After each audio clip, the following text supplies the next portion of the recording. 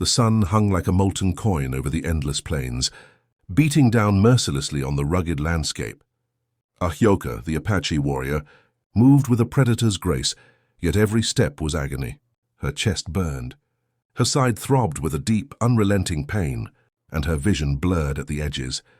The cavalry had been relentless, their horses' hooves pounding the earth like drumbeats of death. She had fought with every ounce of strength, every memory of her people guiding her hand and aim, but they had surrounded her. Betrayal stung sharper than any blade. The neighboring tribe that had promised allegiance had turned against her, cutting off any hope of reinforcements. She stumbled across the jagged rocks of a canyon, each step heavier than the last. Dust clung to her sweat-slicked skin, and the blood from her wounds mixed with the dirt, painting a macabre tapestry over her leather tunic. She leaned against a jagged stone, gasping for air, her hands shaking as she clutched her side. The dagger she had carried since she was a girl felt suddenly heavy in her grip. This is the end," she whispered, voice barely audible above the distant clamor of hooves and shouting. Her legs buckled and she sank to the ground, the world around her tilting and fading. Memories of her childhood, of her tribe, of every victory and loss flashed before her eyes. She closed her eyes, bracing for the final moment, preparing to let go. The wind whispered through the canyon, carrying with it the smell of sage and blood. For a heartbeat, everything went silent. Then came a sound that made her chest heave in disbelief. A soft, steady footfall, deliberate and careful. A voice, rough yet gentle, broke the silence. "Hold on, you're not dying today." Panic and confusion warred inside her, but she clung to the sound like a lifeline. Strong hands lifted her gently, and the jagged rocks beneath her were replaced by warmth and human presence. She felt herself being carried, weightless in a way that defied the brutality of the world she had known. Pain still throbbed, but hope, fragile and unexpected, began to bloom in its place. The last thing she saw before darkness claimed her again was a pair of determined eyes, full of promise and something she had not felt in a long time: safety. Ahyoka woke with a start, the softness of the bed beneath her body unfamiliar and almost frightening. Sunlight poured through coarse linen curtains, casting warm patterns across the room. For a moment her mind raced. Where was she? The canyon, the battle, the blood, and the pain, all of it felt like a distant nightmare. Her body ached, but the sharp sting of her wounds was gone, replaced by a gentle throbbing that told her she was alive. She lifted her hand, staring at the smooth, unscarred skin where the deep gashes had been, and a flicker of disbelief crossed her eyes. A figure moved at the edge of her vision, cautious and deliberate. Sitting on a wooden chair beside the bed was a man, strong and sturdy, his hands resting on his knees, yet his gaze held a softness that seemed almost impossible in this harsh land. "You're awake," he said simply, his voice steady, carrying a calm she hadn't felt in days. "I thought you might not make it." Ahyoka tried to speak, but her throat was dry, and words faltered on her lips. He reached out carefully, placing a rough, calloused hand over hers. "You were found on the canyon trail. You were hurt, badly. I nursed you back," he explained, his tone matter-of-fact. Yet there was something in his eyes, something sincere, almost gentle. She wanted to reject it, to push him away, to return to the life she had always known, a life of survival, of blood and battle. But the simple kindness of this man, the quiet steadiness of the room, the smell of bread baking somewhere. Nearby, it wrapped around her like a soft blanket she hadn't known she needed. She wanted to distrust him, to prepare for deceit, yet her warrior instincts hesitated. "I don't belong here," she whispered, her voice a fragile thread of defiance. Her hands, calloused from years of fighting, clenched the sheets. But the warmth of the bed, the care in his gaze, and the absence of danger for the first time in months began to erode her resolve. The world outside was dangerous, yes, full of men who would hunt her without mercy. Yet here, in this small farmhouse, safety existed, however temporary it might be. Ethan, the farmer, watched her with a patience that seemed endless. "I don't expect you to understand now," he said softly. "Just rest, heal. You've been through more than anyone should." His words, simple as they were, felt heavier than any sword or shield, anchoring her in a reality she had never imagined. One where life could continue after death, where warmth could exist alongside pain, and where perhaps, just perhaps, she could allow herself to trust. Days bled into nights as Ahyoka regained her strength, the small farmhouse becoming both her refuge and her battlefield. Though her body had healed, her spirit remained restless, a warrior's fire smoldering beneath the surface. She moved silently through the fields, her senses alert, her eyes scanning the horizon for any hint of danger. Ethan watched her from the farmhouse doorway, admiration and worry etched across his face. He had tried to keep her close, to shelter her from the dangers of the outside world, but he knew in his heart that she could not remain caged.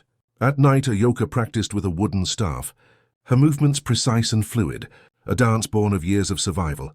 She was a woman of the wilderness, of battle, and though the farm offered warmth and comfort, it could not erase who she was.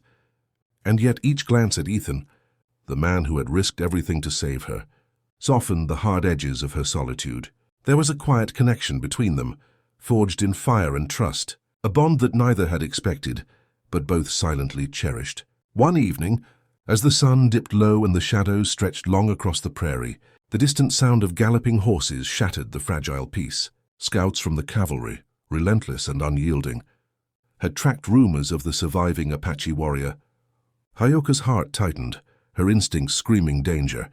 She moved quickly, her hands finding weapons hidden among the barn's hay, and Ethan followed without question, ready to fight by her side. The night erupted into chaos as bullets tore through the darkness, whistling past walls and cutting through the air with deadly precision. Ahyoka's training and skill guided every movement, her body a blur as she disarmed, deflected, and struck with lethal accuracy. Ethan, resourceful and quick-thinking, used the farm's terrain to their advantage, barricading doors, lighting lanterns to create illusions of movement, and keeping their attackers off balance.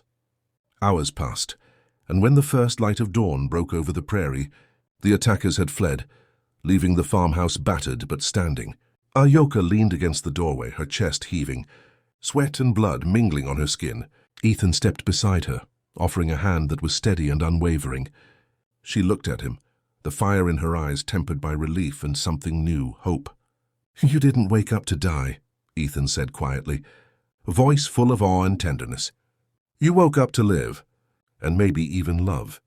Ahyoka let herself smile, a rare, genuine curve of her lips. For the first time in her life, she realized that survival was not enough. She could fight, love, and belong all at once. The prairie stretched endlessly before them, full of danger but also full of promise. Together they faced it, warrior and farmer, bound by fate, courage, and a new beginning. Ahyoka had thought the dawn after the battle would bring relief, but the prairie has a way of reminding you that danger never sleeps. Word of her survival had spread like wildfire, carried by whispers and fearful eyes, and bounty hunters were already circling. Drawn by the promise of reward, she could feel it in the tension of the air, in the distant echoes of hooves on the trail, and in the way Ethan's jaw tightened when he thought she wasn't looking. For the first time, Ahyoka wondered if she had truly escaped her past, or if it had only grown sharper, following her to this fragile sanctuary. The farmhouse became a fortress.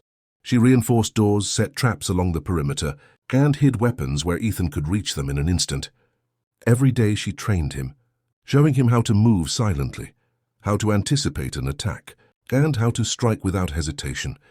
He was no warrior, but his determination, cleverness, and courage made him a partner unlike any she had ever known.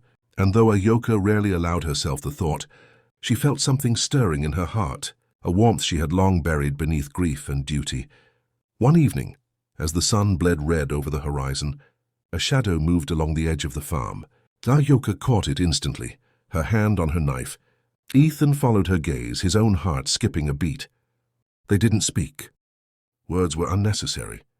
They moved as one, silent and deliberate, until the figure revealed itself, a young scout, no more than a boy with wide eyes and trembling hands. He carried news that froze Ahyoka's blood. A small army of mercenaries had been hired to capture her, and they were heading straight for the farm. For a moment, fear flickered in her chest, but it was replaced immediately by resolve. She would not be taken. Not by soldiers, not by fate, not by anyone. Ethan stood at her side, and in that moment, she realized that fighting alone had ended the day she woke in his bed. Now they would fight together, Plans were whispered in the fading light. Traps. Diversions and strategies born of desperation and genius. The prairie might be wide, but they would turn it into a battlefield of their own making. As night fell, Ahyoka looked at Ethan, his eyes filled with trust in something deeper. "Whatever comes," she said, voice low but steady, "we face it together." The wind stirred the prairie grass, carrying the promise of danger and the thrill of life. And for the first time, Ahyoka smiled not out of relief but out of anticipation. She had survived, yes, but now she was alive in a way she had never known, and the world, wild and unforgiving, would meet her fury and courage head-on.